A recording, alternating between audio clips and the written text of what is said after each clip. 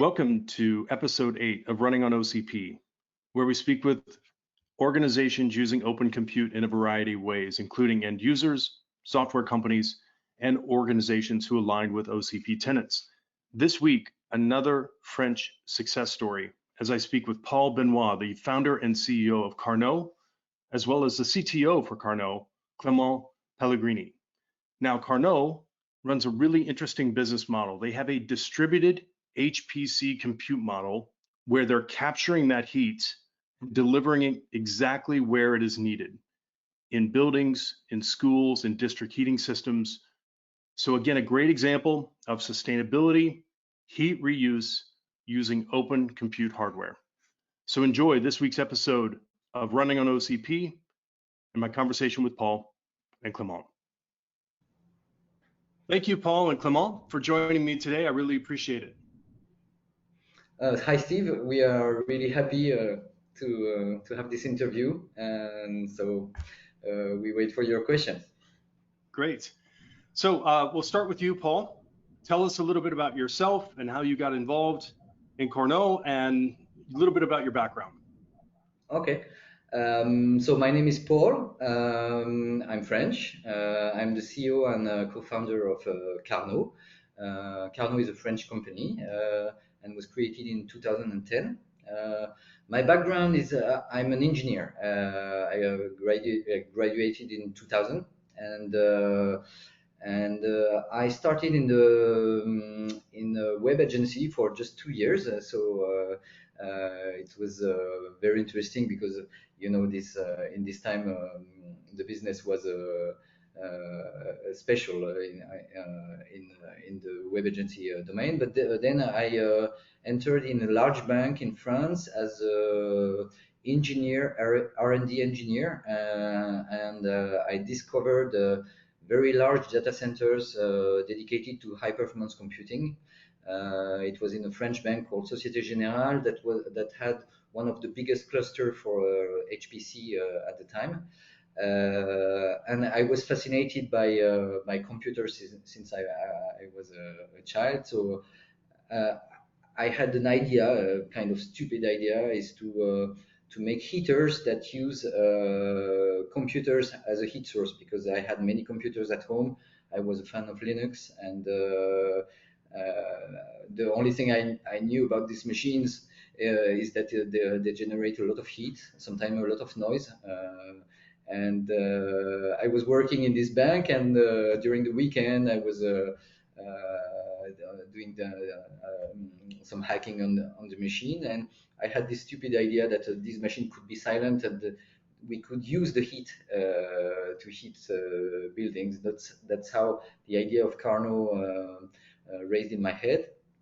And in 2010, when I discovered the amount of computing generated by Amazon and these guys with the cloud, and that it will be something that will become mainstream in the next years, I thought that this idea of heating people with a computer was not so crazy. So I decided to create Qarnot in 2010. That's great. We have I love this when I hear about the fact that you were a Linux fan, and then that's how you came to grow your business. We see that a lot, especially here in Europe. How about yourself, Clement? So I'm Clement Pellegrini. I am the CTO of Qarnot Computing. I joined the company just after graduating from a French IT school more than 6 years ago. I was always fond of computing and servers and IT infrastructure. So Qarnot is my first job and was the only one I wanted to join and to help grow the company. Now, when we're talking about the recycling of heat, it's a very big topic here in Europe. Talk more about the services specifically that Qarnot offers around Europe and then worldwide. So talk through the business model. Okay. So the main product of Qarnot is providing a cloud service for distributed HPC. Okay, so in fact we provide a service with a very simple API where people can send their computing jobs that will be handled by our platform that is mainly developed with Clement.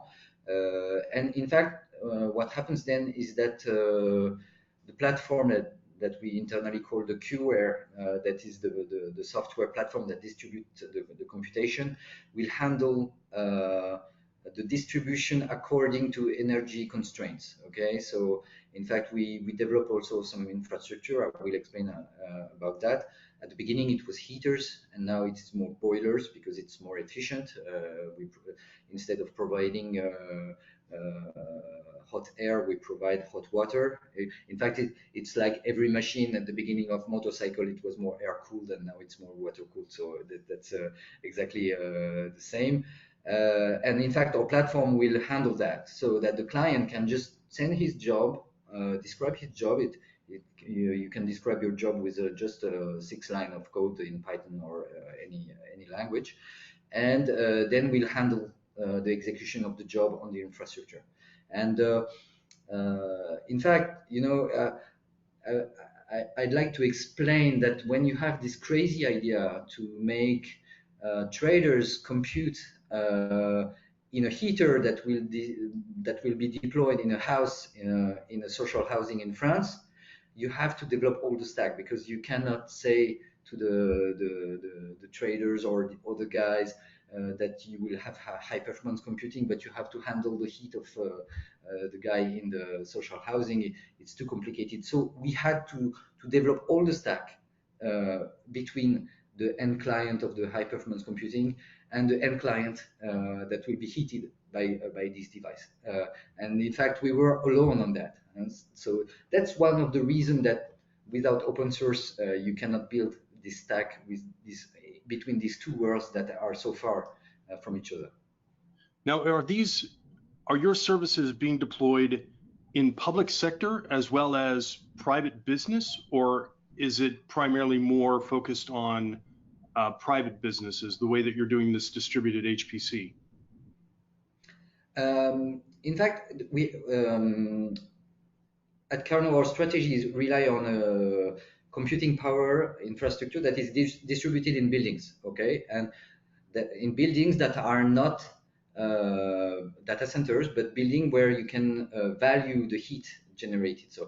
So on one side, on the computing side, in fact, our clients are more large banks, 3D animation studios, this kind of clients, also research center in France that are more in the public domain. And on the other side, people that are interested in the heat are historically it was mainly housings, and especially what we have a lot in France and in Paris, social housing that will receive free heat. In fact, it's also a social approach of our business. So these are really public clients. Today we deploy our infrastructure in different kind of buildings, but at the beginning it was more this kind of operators. This social aspect that you talk about, Paul, is this part of the ecological infrastructure? So one part of the messaging is that your company runs a very large distributed ecological infrastructure. So explain, what does ecological business mean? Okay. In fact, when you talk about ecology, it's something that is quite complex. In fact, I like to say that in fact we are not doing that because we want ecology by itself. At Qarnot, what we have in common is that we are all people that are we like computers, in fact. And when we look at a computer, we say that it consumes a lot of energy. It's a great machine. It consumes a lot of energy, so it generates a lot of heat. That's why we are called Qarnot, because Qarnot is a French scientist from the 19th century, explaining that the machine will every machine will generate some heat, and so we do that because we know that if we want to deploy more computing power in the future, and that's the trend of history, we have to find other way to do that than the approach that we see for 40 to 50 years to deploy that only in data centers. We think that a computer, that's the only machine you can put anywhere. So today we have network, today we have infrastructure that allow us to put a computer anywhere. So the idea of Qarnot is to put that machine in the right place where it will compute as a computer, but the heat it produces interests a lot of people for hot water or hot air. So the approach is more economical and energetical than a purely ecological dogma. Now, this also translates into when you say you're working with local entities. You've done work in schools and in cities for heat reuse. So can you tell the audience a couple of examples of how you've worked with schools and with cities on heat reuse, both in France as well as other parts of Europe, correct? Yeah, exactly. I will give you several examples. The first very large building we deployed were with what we call digital heaters. That is the first device we developed. That is a heater embedding computers inside as a heat source. So those were large buildings with about 100 of apartments. And all the heating was performed by is performed by our heaters. And what happens is that the tenant of the building pay for the infrastructure, and then people are heated for free. That's the model we had, and the tenant was interested by the fact that people have free heating. Because more and more people cannot offer the heating in France. That's a shame, but that's the reality. So that was the first move of Qarnot. It was 6 years ago, 7 years ago, 7 years ago.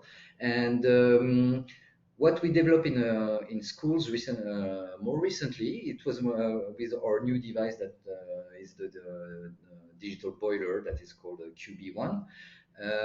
Typically, we deployed 3 QB1 in a school in Nantes, in the west of France. Okay, and in Nantes, with these 3 boilers, in fact, these 3 boilers embed 72 servers and provide 6 kilowatts of heat. And in fact, with this 6 kilowatt, we fill a water tank with hot water 24 hours a day, and this heat is reused by the school.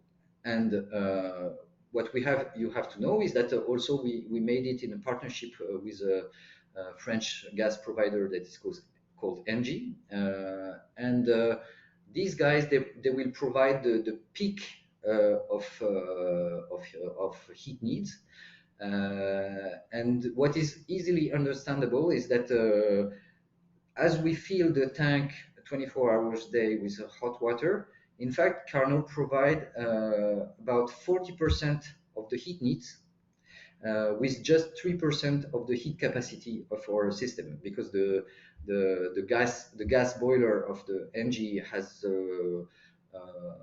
has more than 10 times the heat capacity of our boilers.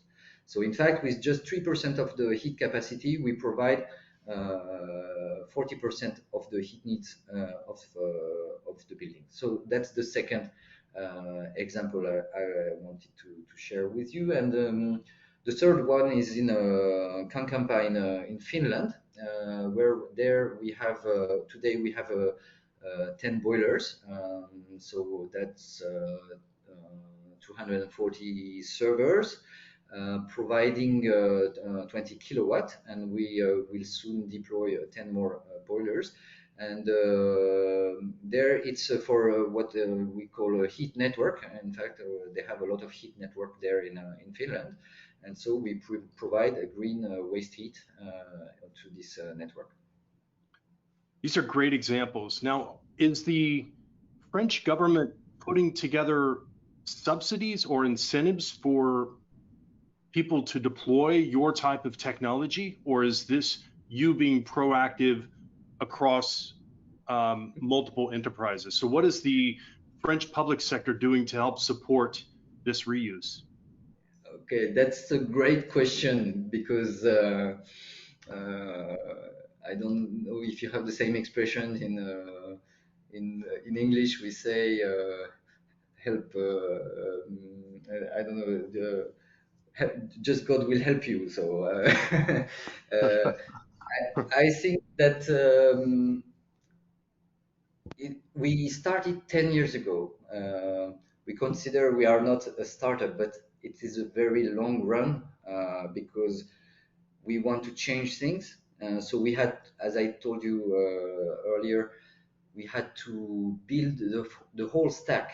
We couldn't wait for somebody to do the boiler, or we couldn't wait for somebody to do the software platform to perform that. So we had to build everything. The French government, they speak. That's why I was talking about ecology. I think ecology is something you can talk about, and if you want to act, you have to. You are alone, because you have to work hard to get clients, and so I would say we didn't have real help. I think they didn't get the what is at stake in the digital technology with data centers, and that there are other way to think about it, and that maybe in 10 years more and more people will reuse the heat of the computation they use daily. So I think they didn't really they don't put a lot of help on that. On the other side, we achieved to deploy our system in social housings. So these institutions are more public institutions. They are not at the national level, but more at the regional level, and they were confident to what we propose, and so that helped us to achieve what we wanted to achieve on the building side. On the computing side, what was interesting is that a lot of companies are really understood that this way of doing things, I mean, being able to distribute computation on a kind of hostile distributed infrastructure. When I say hostile, it's just the fact that when you will run on a heater, the fact that the heater can be shut down, or that at any time your computer will be shut down or disconnected. That's the way to go for the future, because you will need more and more computation. So if you want more and more computation, you will have to be able to retrieve the computing power where you found it, when you need it. So so that was they understood that it's more in the private sector, and the guys who were the first clients for computation were this kind of company that wanted to go for this aspect. Maybe Clement can explain more about the approach on Docker, and they were really seduced by our approach of the use of open source. Yeah, please. Okay, so one thing that we wanted to do at Qarnot is innovation, and we think that open source and open hardware is the only way to enable innovation, because when you want to do things with things that were not designed for what you want to do, it's a lot easier if you can dig in the code or get the hardware and do what you want and design what you want around the hardware. And we really think that this is only possible with open source software and open hardware. And this is that was the only way to go for us, because it's not in the main design of a motherboard to end up in a heater and to boot a Linux to run a 3D rendering software on demand. And so we had no choice. That was the only way to go, and that was the good way to go. That's great. I, yeah, That's great. I can give you also another example. When I was working in this bank in the year 2000, and when I discovered the Arduino, Arduino was the first step for me. I was not an electrician. With an Arduino, I thought I can drive the power on and off automatically of a computer. So Arduino was I know it's not completely open, but it was in the spirit, it was open and to the people. So it was easy for me to think that we can achieve how I could power on and off and drive some motherboard in a heater. Arduino was the first step for the hardware. Then in the first device we developed, in fact, we choose to go to general public hardware that were more a mini ITX motherboard, because if we want to put several of them in a heater, it was easier with a mini ITX form factor. But we use general public computers because they are quite performant in terms of benchmark. And we saw that many people could use this performance easily. Then we had to go to the software part. When we started Qarnot, I have many pictures of that, and we started with LFS. It's a Linux from scratch, because there was a question how you build your crafted Linux image, so you can unwrap Debian, or you can build by yourself a small payload with a handmade Linux. And I remember we crafted a small Linux. It was a 3 megabyte of kernel and 3 megabyte of file system, and it was the only way to demonstrate what we wanted to create. So it was just the proof of concept, and then we had to make something more professional.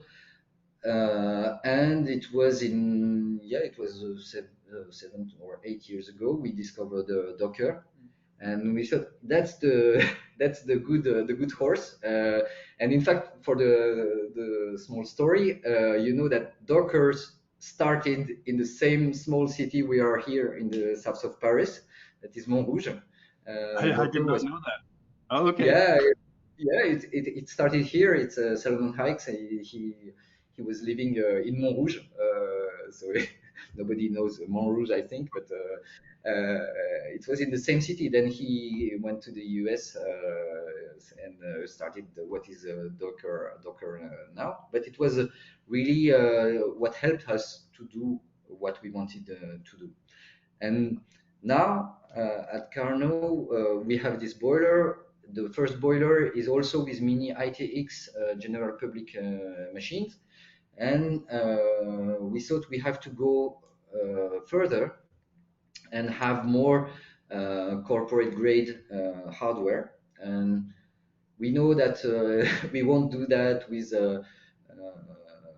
Dell hardware or this kind of guys.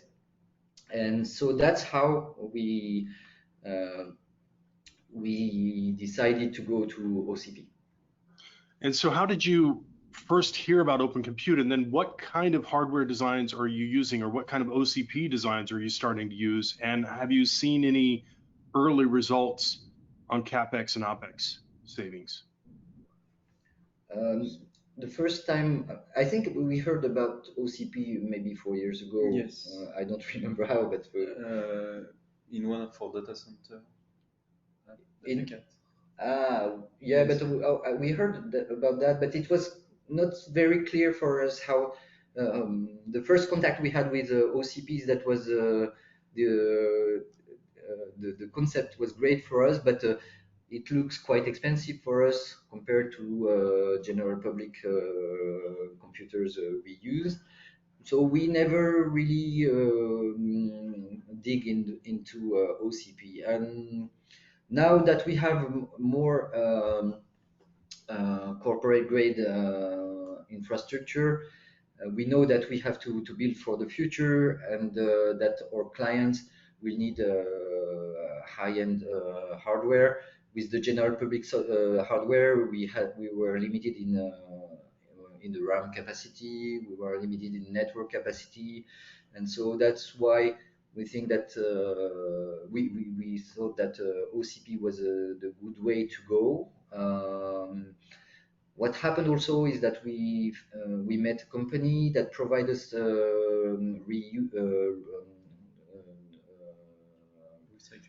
recycled hardware on OCP, where the performance are quite interesting for us in terms of cores, in terms of RAM, and the cost is not so high for us compared to what we had before. So we decided to try, and we were not afraid to try, because we know that we enter in a world where the form factor will be standard for a very long time. That's what seduced us. So we can enter this world smoothly. So that's how we decided to go. That's good. And Clement, are you seeing any? How are you finding working with the hardware itself? Do you see some savings in OpEx, or it's easier to maintain, or any of the benefits that jump out at you? It's a lot easier to maintain, and this is something important for us, because we design our own hardware around the server. So we design our own heaters and own boilers. So integration is something very important for us, and we also have constraint on this. And the philosophy of OCP about this is very interesting, and we took some part of the philosophy to integrate it in our systems. So for example, we try to create boilers that are also easy to operate and to maintain. So that was the natural way to go for us to use OCP. And Clement, yeah, go ahead, Paul. Yeah, in fact, when we started Qarnot 10 years ago, I always said that why are the motherboard made like this? Because what we say is that when you look at a computer, you know, the desktop you have, it's a box. You put all these heating device in this box, you close the box, and then you try to cool it down. So it's a little bit irrational way to go. Yeah, it is a little bit. Yeah, when you think of it that way. So yeah. Now, when Clement, how big is your infrastructure team? How many people do you have? And then I know the guys at Celerus are providing a lot of support for you, and you work very closely with them. So tell us a little bit about how big your team is, and how difficult was it to learn these hardware designs? The team at Qarnot is quite big. We are 30 engineers, but the most of them are working on the software part of Qarnot, because we developed the QR, which is the platform which is able to control the server, to boot them, put the client's jobs on it, and get the result, transfer the data, and so on. And there is also some people who are working on the hardware part of Qarnot, and this is less than 5 people. And that was very easy to integrate OCP design in our system. It was a lot easier to integrate OCP than to integrate standard general purposes motherboards. And by design, we knew it was impossible to integrate proprietary design from server manufacturers, because this is always different and there is no public documentation or anything like this. Because we design our own water block, for example. When we get a server, we remove the heatsink and we put our own design water block. And this is not something which seems to be doable on traditional server hardware. And this will also probably void the warranty. So that was a no-go for us. And this is something which is enabled by OCP. Yeah, I like the flexibility that this gives you to be creative and meet your use case. So this is a question for both of you now, as more and more enterprises look at open hardware and open source hardware, what advice would you give to those companies who are thinking about doing this compared to traditional way? You've talked about the flexibility, you've talked about some of the ease of use. Any other advice that you would give to enterprises starting to look at open source hardware?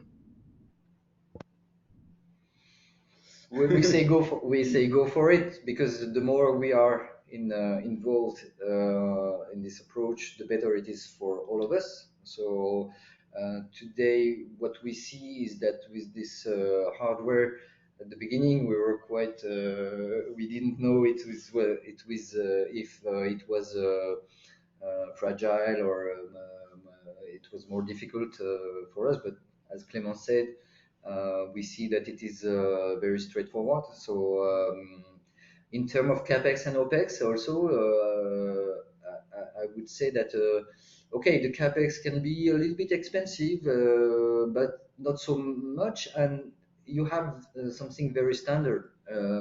So if we give you our experience. At the beginning, we use cheaper hardware, but when it comes into Qarnot, as Clement said, all the warranty are voided, and so in fact we cannot resell the hardware. And when you have OCP, we use a Leopard today, Leopard motherboards. Yes. In fact, that is very standard. So in terms of accountability, also it's very interesting for us. So it's not such a big jump. So you can go there and you will find everything you need. That's good. Now, what is next for Qarnot? You obviously have a lot of interesting areas that you're focused on, but what's in the future here for your business? Any new business models or infrastructure that you're thinking about? Today, in fact, the future of Qarnot is really to focus on the production of hot water in terms of infrastructure. What we are interested in is to co-develop this system for to retrieve the heat from the computers. When I said that we would like that the motherboard would be designed in some other way, we always said that why is all the components on the same side of the motherboard, the CPU should be on the other side of all the other components. We saw that Google made some design this way, because heat is really the biggest problem, the biggest issue for all kind of machines. So the future for us is to get involved also in OCP. At the start, we will contribute, I think, very the side very marginally, but we would like to enter more in that and to be able to contribute on form factor someday. Yeah, I agree. There's the amount that your team could lend to the community on expertise on heat reuse, I think the community would be extremely interested. So Paul, Clement, thank you very, very much for the time. This has been really compelling information. I love these stories between open source software, open source hardware, heat reuse, sustainability. It's just a great, great story. And Europe continues to lead these efforts. So my appreciation again, Paul, Clement, really appreciate it. And I will be back with my key takeaways from my conversation in just a minute. So my takeaways from my conversation today with Paul and Clement, a lot to think about here. One is the way that they're able to reuse the heat in various use cases. We talked about the school and the town in Finland and the way that they're able to give back even at the public sector level as they grow their business. And the second I thought was interesting is the creation of Docker and its effect that it's had on Qarnot's business model and the way that they've been able to accelerate the growth around open source software. And lastly, when Clement was talking about the ease of operation within open compute hardware, how they remove the heat sink, modify the hardware for their particular use case, and how that is impossible to do with traditional servers. So again, great story between open source, sustainability, OCP, all happening within the team at Qarnot. My thanks again to Paul and Clement, and I appreciate you listening, and be looking out for more episodes of Running on OCP in the coming weeks. Cheers.